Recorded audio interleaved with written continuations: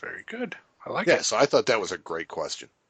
Let's see. Let me pick another one from the Friends at the Coin Show page. Andrew James Cotter asks, other than the SBA dollar, what is the ugliest coin ever minted? Okay, Matt. So, well, I mean, obviously, it would be what is your opinion of the ugliest coin ever minted? Obviously he must have listened to the show because he knows that I hate Susan B. Anthony dollars. But you hate Susan B. Anthony dollars for a plethora of reasons, and it's really not because the woman on it looks like your grandma. No, well, she does, but um, no, I mean, I just don't like any coins of that era, really. Like the Eisenhower dollars are really ugly, too. So that would probably be my next in line behind Susan B. Anthony dollars. Okay, you don't find Dwight attractive, or It has nothing to do with attractive. The coin's just ugly. You have an eagle landing on the moon where obviously it couldn't breathe. okay, well, okay. Now I'm gonna take exception with this, and only to tell you that, it's funny that you picked both coins that actually share a common reverse. Yeah. They both have the exact same reverse, so apparently you don't like it. I will tell you, in case you don't know, that the reverse of the Ike dollar and the reverse of the Susan B. Anthony is actually the Apollo 11 I mission. understand what it is, but Okay, most so people that was don't. man's first landing on the moon, and they were talking about how far we had come. And in the 70s, I mean, think about it. We went to the moon. Yeah, but there were also a It lot of makes sense. other things that were popular in the 70s that were just horrible, like disco. Yes, like disco. I see. I can't argue that one. It's There was not a lot of good decision making in the 70s, whether it comes to well. music or coin design When or were you born, Matt? don't ask, you don't want to know. You'll just feel old. No, but when were you born? 1983. Okay, yeah, yeah. Bad decision making went into the 80s then. Just saying, carried in. You jerk. Jeff Thompson asks on the Friends of the Coin Show page, will the reverse proof presidential dollars hold their value or at some point go up, especially the Truman piece? Yep, that's you. That's all you, buddy. Okay, well, if you're asking my opinion, I would say dump it while you can. Get out of it, get your money, get away from it as fast as possible. Treat it like it's toxic radioactive waste and get your money for it while you can. And if you really, really like the piece, because honestly, I don't think people like the piece. I think people like the potential of making money on the piece. Then if you like making the idea of making money on the piece, then do exactly that while you can. Make hay while the sun is shining and step away. Put it down and step away slowly. Wait. Let me make sure I'm getting this right. You think he should sell it, right? Yeah, pretty much. I Okay, mean, okay. I I don't know if I was clear on That that, was the but bail order. Bail. yeah, pretty much. No, but I mean, these coins, particularly the reverse proof, they're the fact that they're valuable now says to me, sell it Yeah. because I don't think long term they will be, especially if presidential dollars never really catch on. Then on top of it, you've got this whole reverse proof presidential series, which is going to consist of what, 8 coins? Yeah. It's from the tail end of a series that wasn't popular to begin with, in a finish that isn't tremendously flattering and doesn't really do a whole lot for the coin. Yeah. I mean, what about this coin says win? I've been preaching this to you for years, so I'm glad you finally learned. I just said, I dog, a dog. know. This is an interesting question asked by Chris Fuccione. Um, with some people being upset over having an African American Liberty on the 2017 American Liberty High Relief $100 coin and silver medal, he wanted us to talk about how coin designs are chosen. So, Mike, Well, you know a little bit more about this than I do, actually. do Uh, I? I would think so. Coin designs go through a committee, which is the Citizens Advisory Committee or The Citizens Commemorative, Coin. or the Citizens Coinage Advisory Committee. There you go, CCAC. So they are given a group of designs from the mint, and they make a recommendation that They may.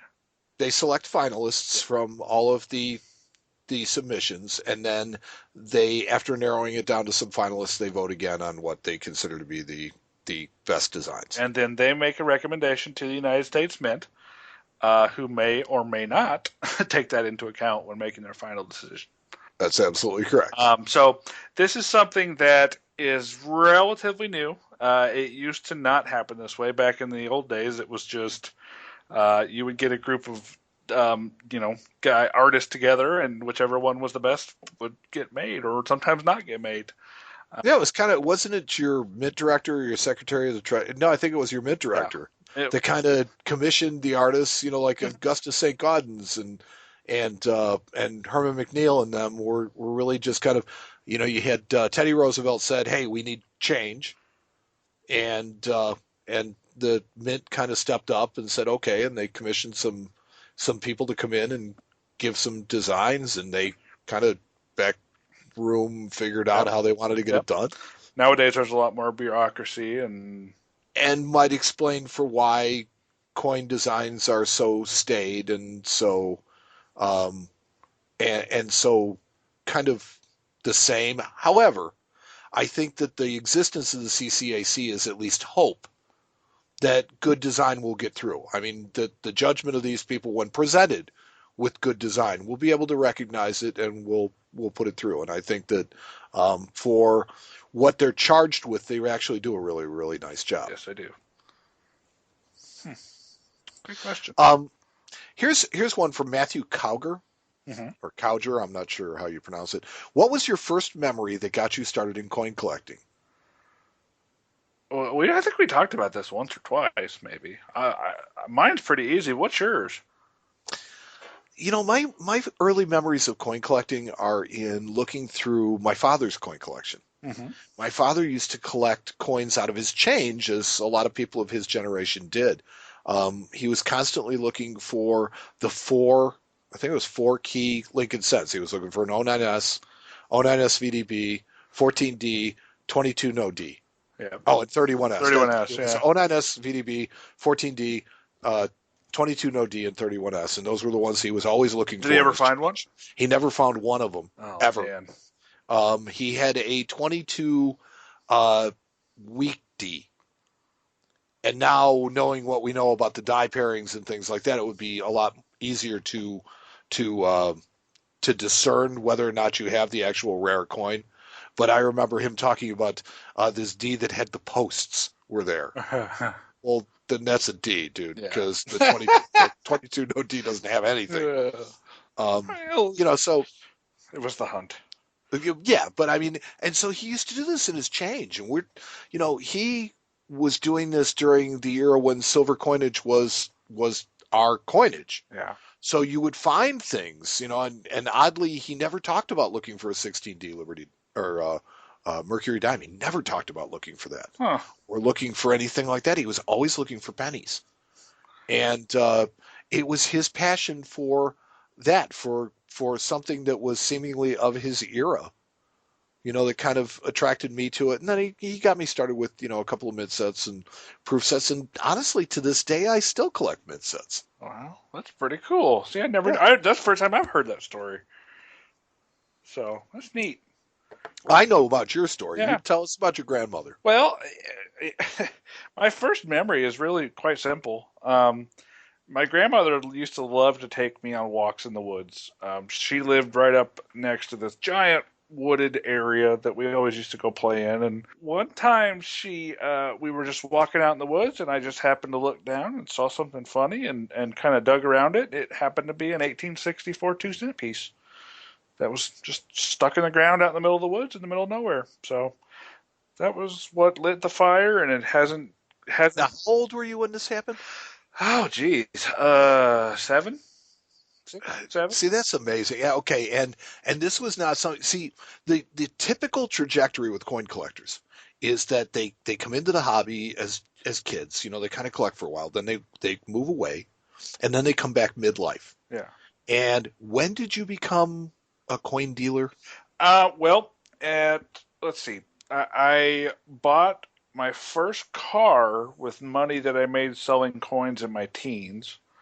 So But you never walked that away. was like fast forward. You never had that separation. Oh, I mean, I chased girls, and I did all that stuff as a teenager, so I did kind of get away from it for a while. Um, but yeah, I did it kind of off and on there.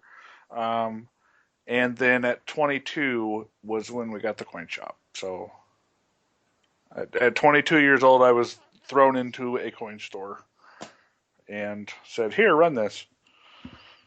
So Yeah. that was that. Let's see. Let's see if we got one more.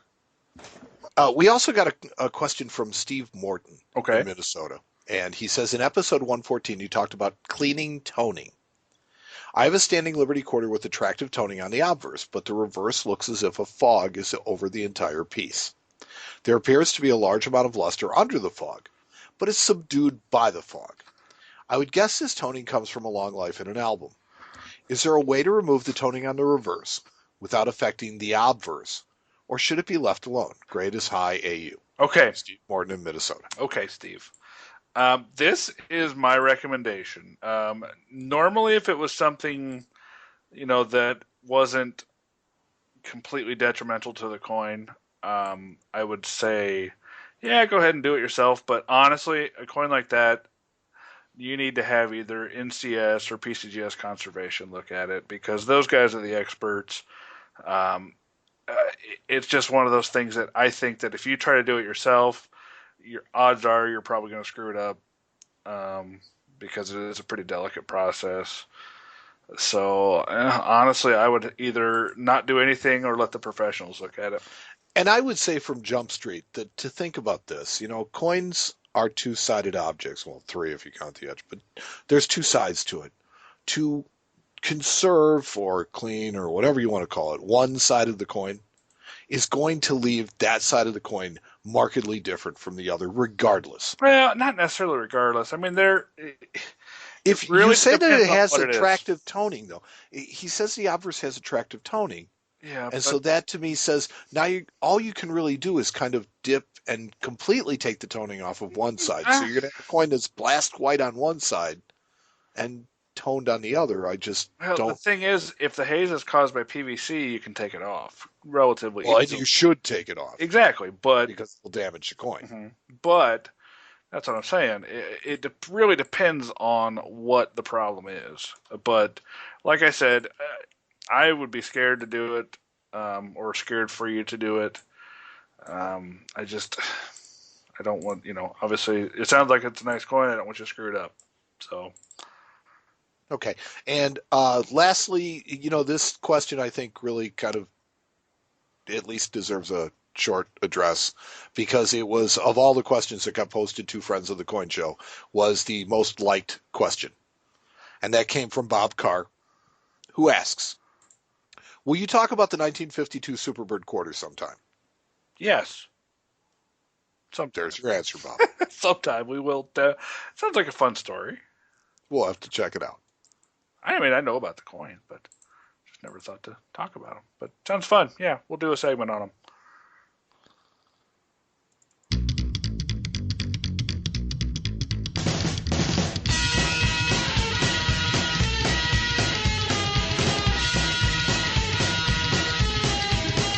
Well, waking up, I'm so damn cold. In this box with the smell of mold. Well, what's to the dot? I got on my friend. Oh, this is real, oh, my friend.